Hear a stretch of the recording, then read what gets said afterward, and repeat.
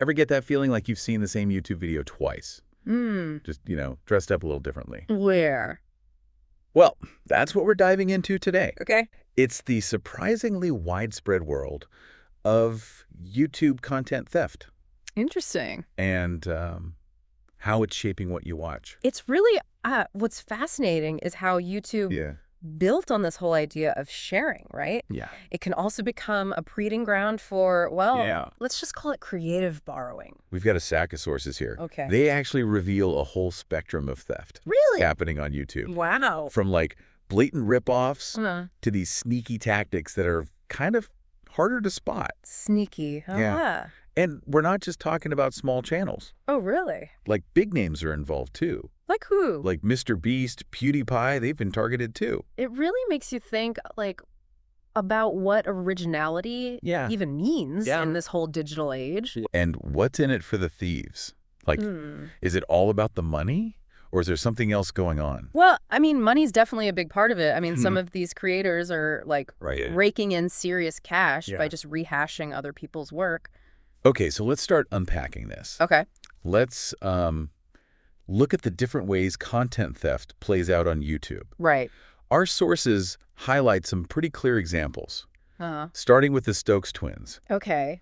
They got called out for basically recreating an entire video. What? By a smaller creator named Charles the French. Oh, wow. That's a classic example of direct copying. Yeah. Where it's almost a shot-for-shot remake. It raises a big question, like where does inspiration end and infringement begin? It's something you might actually grapple with, even if you're not, a big-time YouTuber. Absolutely. Yeah. And then there's the sneakier tactic of thumbnail theft. Cool. The Stokes twins were also accused of basically using Mr. Beast's signature thumbnails to lure viewers in. It's almost like a bait and switch, isn't it? Right. You're drawn in by the familiar style of a creator you trust. Yeah. But then what you get is something completely different. Yeah. This actually has implications for you as a viewer. Right. Do you reward originality, or are you more likely to just click on something that looks familiar? Yeah. Even if it's stolen? It's like they're trying to hack the algorithm, Right. Using someone else's success to boost their own. And it makes you wonder, are viewers partly responsible for this problem? It's a tricky question. Right. On one hand, you want to support the creators you love, but on the other hand, you don't want to reward those who are taking shortcuts and ripping off others. It's almost like there's a responsibility on both sides, Yeah. Creators need to be original. And viewers need to be discerning about what they choose to watch. Exactly. It's a two-way street. Yeah. And it highlights like the power dynamics at play on YouTube. Right. Smaller creators are especially vulnerable, I think, because they don't have the same reach or resources to like fight back. Our sources also point to the case of Steve. Okay. He's a Minecraft YouTuber. He gained a massive following. Oh, wow. By seemingly copying ideas from popular creators like Mumbo Jumbo. ID stealing, while harder to prove legally, is still ethically questionable, especially when it leads to such a huge jump in popularity, Right. This brings up a tough question. Yeah. Does success justify the means? Right. Even if those means involve, like, taking advantage of someone else's creativity. What do you think? I mean, it's hard to argue with the numbers. Right. Steve's channel blew up. Yeah. But it makes you wonder about the long-term consequences. Right. For both the thief, and the original creator. Yeah. Does the thief eventually get exposed? And does the original creator just lose motivation to keep creating? That's the thing about content theft, right? Yeah. It might seem like a shortcut to success, but it often comes with hidden costs. Right. And those costs can be felt not just by, like, the creators involved, but by the entire YouTube community. And let's not forget about reaction videos. Oh, yeah.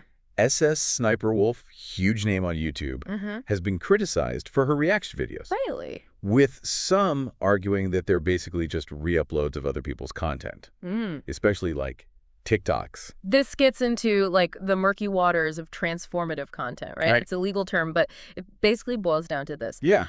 Are you adding enough of your own original content to justify using someone else's work? Right. If you just took like a movie trailer, right? Yeah. Added a couple reaction shots. and called it your own, Right. that's probably not transformative. That's where SS Sniperwolf gets into trouble. Right. Some say she's not adding enough value to make the content truly her own. Right. And it raises an interesting question. Yeah. What does your view count as support? Are you unknowingly rewarding these tactics by watching, liking, and subscribing? And then you have creators who try to disguise their borrowing. Our sources mention Jason Derulo. Oh, wow. The musician. Yeah. Adding pre-recorded reactions to videos. Really? To make it seem like he's engaging with the content more than he actually is. It's an attempt to make the content seem more transformative, right? Right. To avoid those copyright claims. Yeah. But it feels a bit disingenuous, doesn't it? It does. Like if you were the creator of the original video, wouldn't you feel a little cheated? It feels like a loophole. And it begs the question, is it even worth it for someone like Jason Derulo? Right. Who's already a successful musician. Yeah. To risk his reputation this way. It shows how the pressure to create content to stay relevant can lead to like some questionable decisions. Right. It's like a never-ending race for views. Yeah. And some creators are willing to like bend the rules to stay ahead. This whole conversation has gotten me thinking a lot, Yeah. about the ethical side of content creation. Yeah. And how easy it is to just get caught up in the chase for views and subscribers. Yeah. If you're interested in learning more about this ethical gray area, I highly recommend checking out the resources and courses over at LearnXYZ-In. Oh, that's a great suggestion. They delve into topics like intellectual property and responsible content creation. Yeah, these issues are only going to become more complex, Yeah, as the digital world evolves. So it's vital for both creators and viewers to be aware of them. Now, getting back to the shady side of YouTube. Yeah. There's one case that I found particularly interesting because it hints at the possibility of change. Oh, really? It's the story of Alex Warren, Okay. a YouTuber who built his early success by mimicking David Dobrik's style. Alex Warren. It was almost like a case study in persona emulation. Yeah. His early videos were very similar to Dobrik's, from the editing to the humor. But then, after Dobrik retired from YouTube, Warren seemed to shift gears. Really? He started focusing on his music, and it seems like a genuine passion for him. Right. So it begs the question, was the copying like a calculated move for early success? Right. Or was it like genuine admiration that morphed into like this desire to find his own voice? Right. And if a creator like Alex Warren can change, does that offer like a glimmer of hope that content theft isn't always a one-way street? It's hard to say for sure. Yeah. But it does make you wonder about the motivations behind these actions. Right. Is it purely about the views? Or is there something like deeper going on? Right. Like a desire for connection or a fear of not being good enough on their own? It's a complex issue. Right. And it's easy to like judge from the outside. Yeah. But it's important to remember that these are real people with real emotions and insecurities operating in a highly competitive environment. So we've seen how content theft manifests, but what's driving people to do it in the first place? I mean, financial gain is obvious. Yeah. Jason Derulo's estimated earnings from those re-uploaded shorts with his music are pretty astounding. And this is where it gets interesting for you as a viewer. Right. Jason Derulo is making serious money off of this for Kissling. Yeah. Are you unknowingly supporting these tactics by watching? Right. Yeah. But beyond the money, there's also like this desire for fame and recognition. Right. Some creators, like Steve in that Minecraft example, see their channel skyrocket almost overnight by copying. Right. It's like a shortcut to online stardom. But is it sustainable? It's the allure of instant virality. Right. But building a genuine, lasting presence online requires more than just like quick tricks. It takes authenticity and originality, qualities that are hard to fake in the long run.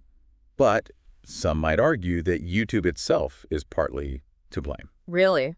The platform's algorithm often rewards familiar content, pushing viewers towards videos that are similar to what they've already seen. You raise a good point. Yeah. The algorithm can create kind of sort of feedback loop, right? Right. Where content theft is incentivized because it's what's getting views. Or you got these creators, some already big names, benefiting from these tactics. But what about the original creators? Right. What are they losing out on? The impact on them can be huge. It's not just about like lost views and revenue, which is bad enough. Yeah. It's also about the emotional toll. Right. Imagine you're that creator pouring your heart into a video only to see it like ripped off. Yeah. It makes you question if it's even worth it. Absolutely. It can be incredibly demoralizing and discouraging. Yeah. Our sources talk about instances where the community called out content thieves. Brent Rivera, for example, faced a huge backlash after a confrontation with another creator. Oh, wow. That exposed his methods. Right. His reputation definitely took a hit. That community backlash is a powerful force on YouTube. Yeah. It can lead to, you know, call-outs, criticism, and even subscriber loss for those engaging in unethical practices. Yeah. It shows that viewers do care about originality and fairness. And then there's SS Cyberwolf, who was actually temporarily demonetized by YouTube. Wow. This wasn't just a slap on the wrist. Right. YouTube's algorithm flagged her for reused content. Really? It shows how the platform is trying to catch theft, but it also raises questions about your role. Should you flag suspicious content? Right. Or is that YouTube's job? It's a complex issue. Right. YouTube has these content ID tools. Yeah. But they're not perfect, right? Right. There's always a risk of false positives where legitimate content gets flagged incorrectly. Right. But it's a start. Right. And it shows that YouTube is at least trying to address the problem. It makes you wonder, though, is YouTube doing enough to protect creators and promote originality? It's a massive platform, you know, millions of videos uploaded every day. Yeah. It must be like trying to find a needle in a haystack. It's a constant battle, and it raises the question of whether, like, technology alone can solve this problem. Right. Do we need stronger copyright laws, better education for creators, more community involvement, or maybe it's a combination of all of these things? It's a lot to think about. And if all this talk about content creation and digital ethics has you wanting to learn more, I, again, encourage you to check out LearnXYZ-In. Oh, yeah. They've got some great resources on this stuff. Yeah, knowledge is power, especially in the digital age. Now, let's shift gears a bit and talk about another form of content theft that's particularly difficult to police. Oh, really? Idea stealing. Idea stealing. Our sources highlight several examples of this, and it's a real head-scratcher because it's so hard to prove. So, like, how do you prove someone stole an idea from you when it's not, like, a tangible thing, right? You could have, like, a similar video concept, but the actual execution could be different. It's almost like proving someone stole your dream. You know, you can describe it, but you can't show physical evidence. Our sources mention Steve's Minecraft channel, which took off by seemingly copying popular creators like Mumbo Jumbo. Right. And this is where things get tricky for you as a viewer. Right. You might not even realize you're watching like a copycat version of something. It's true. And it raises the question, how much does the average viewer even care about originality? Right. Are we so used to seeing the same trends recycled that we've just become numb to it? That's a good question. Maybe we're so bombarded with content that we don't have like the time or energy to discern the original from the imitator. It's like fast fashion for content. Right. Cheap, disposable. Yeah. And easily replaceable. But what does that do to the creative landscape in the long run? It's worth thinking about. Yeah. Do we end up in a situation where everyone is just copying each other? Right. And true innovation becomes a thing of the past? That's a scary thought. Yeah. But our sources also point to some instances where creators have been held accountable for their actions. Oh, okay. Remember Brent Rivera? Yeah. He faced some serious backlash after that confrontation with another creator that exposed his methods. Yeah, that was a big wake-up call, I think, for a lot of people. It showed that the community isn't afraid to, like, call out bad behavior, even if it comes from a big-name creator. And it wasn't just online criticism. Right. His reputation took a real hit. Yeah. And it probably impacted his career in a tangible way. it shows that there can be like real-world consequences for content theft. It's not just like some abstract ethical dilemma. So what can be done about this? Is it all on YouTube to police its platform? Or do creators and viewers need to step up as well? I think it has to be like a multi-pronged approach. Right. YouTube definitely has a responsibility, right, to enforce its copyright policies and provide creators with the tools to protect their work. But as we've seen, those tools aren't perfect. Right.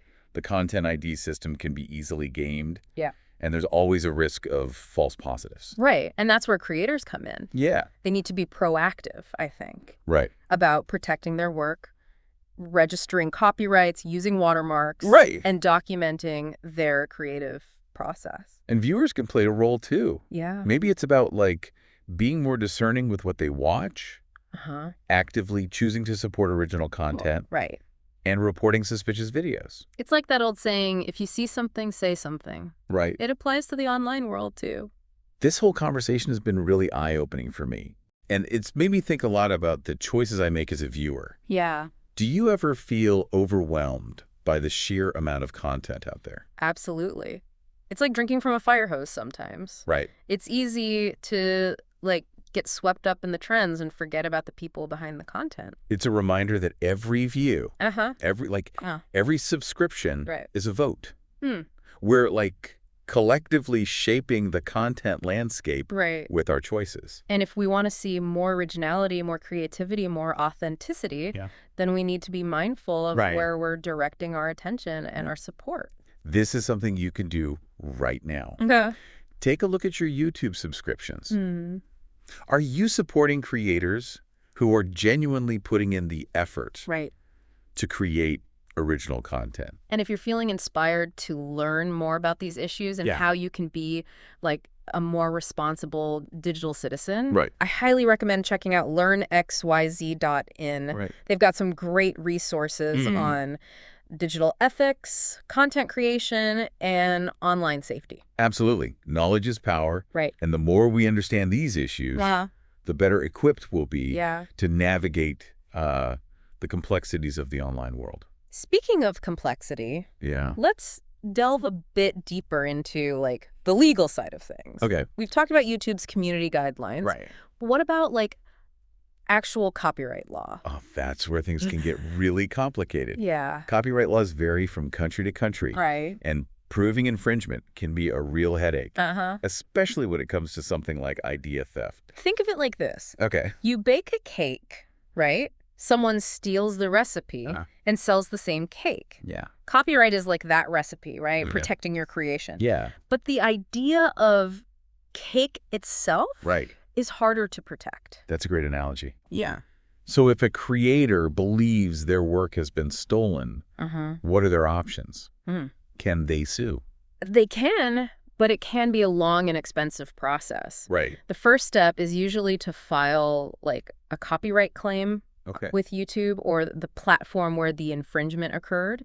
But even if they win that claim, it doesn't necessarily guarantee financial compensation. Right.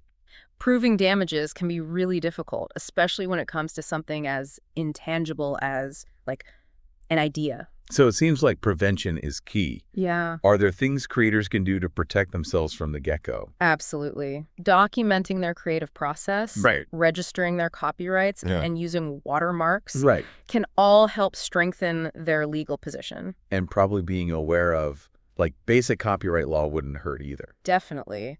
There are tons of resources available online. Okay. LearnXYZ-In actually has a great course on intellectual property for creators. Oh, wow. It breaks down like complex legal concepts into easy to understand language. That's good to know. Yeah. Okay, so we've talked about the different forms of content theft, the motivations behind it, the impact on creators, and the legal ramifications. But what about the bigger picture? Right. What does this all mean for the future of content creation? That's the million-dollar question, isn't it? The online world is constantly evolving, and it's hard to predict what the future holds. Right. But one thing's for sure. Yeah. The issue of content theft isn't going away anytime soon. It feels like we're at a crossroads. We can either continue down a path where originality is devalued and content mills churn out endless rehashes of the same trends, or we can choose a different path. A path where creativity is celebrated, right? Intellectual property is respected, and creators are empowered to share their unique voices with the world. But that's not going to happen without, like, a collective effort. Right. It's going to take creators, viewers, platforms, and even lawmakers working together to create a more ethical and sustainable content ecosystem. I think the first step is awareness. Right. The more people understand the issues at stake, the more likely they are to demand change. And that's why conversations like this are so important. Right. We need to keep talking about these issues, keep challenging the status quo, and keep pushing for a better future for content creation. Absolutely. And maybe, just maybe, host, speaker, maybe, just maybe, if we keep shining a light on these dark corners of the internet, we can inspire a movement towards a more creative and ethical online world. I like the sound of that. So to all our deep divers out there, thanks for joining us on this journey. We hope you've learned something new, gained a fresh perspective, and maybe even sparked some ideas of your own. Don't forget to like this video, subscribe to the LearnXYZ channel for more deep dives, and visit our incredible website, www.learnxyz.in, for even more insightful content. Until next time, keep exploring, keep learning, and keep diving deep. It feels like we've only scratched the surface of this whole content theft issue. It's way more complex than I initially thought. It really is a multifaceted problem. Yeah. And it's constantly evolving as, like, technology changes and new platforms emerge. Right. What might be considered acceptable on one platform might be completely unacceptable on another. And the lines are so blurry sometimes, you know. Where do you draw the line between, like, inspiration and imitation? That's the million-dollar question. And it's something that, like, courts have been grappling with for years. Yeah. There's no easy answer. Right. And it often comes down to, like, intent and context. So how can you, as a viewer, be more aware of these blurred lines? How can you spot content theft, especially the subtler kinds, when you're scrolling through YouTube? It's tricky, you know, because the more sophisticated content thieves become, the harder it is to, like, detect. Right. But I think it starts with, like, paying attention to the details. Okay. You know? Yeah. Look at the editing style, the pacing, the jokes, the music. Does it feel derivative? Right. Does it remind you of another creator's work? It's almost like becoming a content detective. Exactly. And trust your gut. Yeah. If something feels off, it probably is.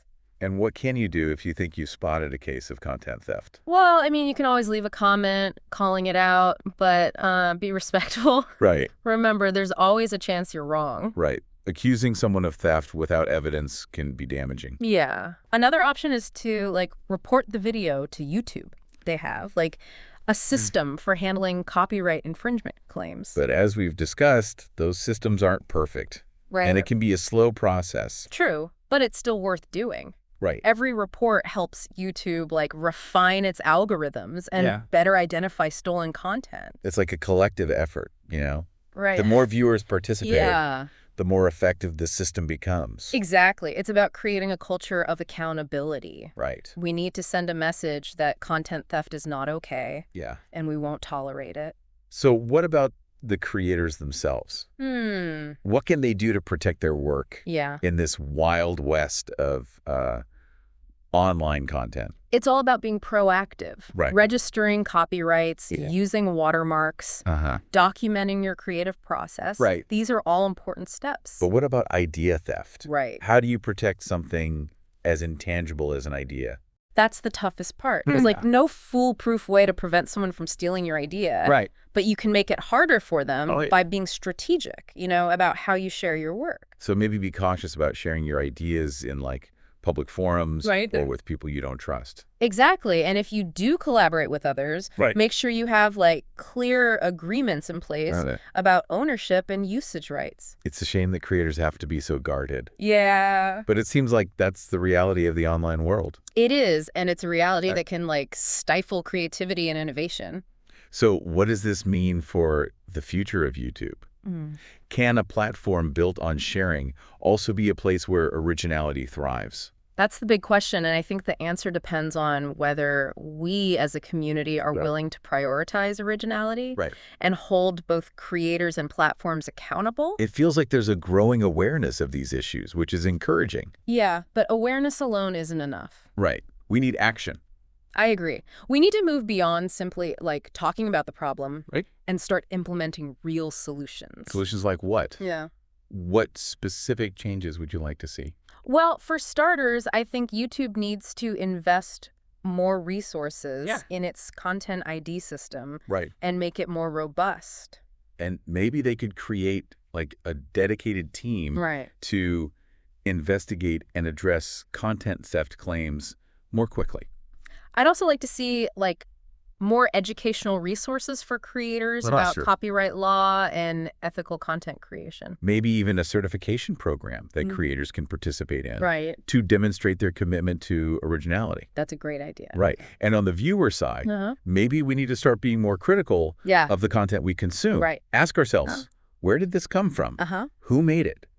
Is it original? And maybe we need to be like more willing to call out content theft when we see it.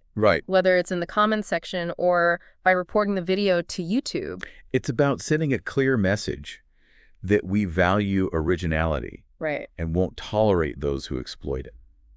This has been a fascinating deep dive. It has. And I think it's clear that there's like no easy solution to this problem. But what I've learned is that it's a conversation we need to keep having. Absolutely. And it's a conversation that needs to involve everyone. Creators, viewers, platforms, and even lawmakers. Because ultimately, the future of YouTube and the internet as a whole depends on whether we can create a culture that values originality, respects intellectual property, and fosters a spirit of like collaboration rather than cutthroat competition. Well said. And if you're feeling inspired to learn more about these issues and how you can be like a more responsible digital citizen, don't forget to check out LearnXYZ-In. It's a great resource for anyone who wants to like navigate the complexities of the online world with more awareness and understanding. And who knows, maybe by working together, we can actually make a difference and shape the internet into a more creative and ethical space for everyone. I like the sound of that. So to all our deep divers out there, thanks for joining us on this journey. Of course. We hope you've learned something new, gained a fresh perspective, and maybe even sparked some ideas of your own. Don't forget to like this video.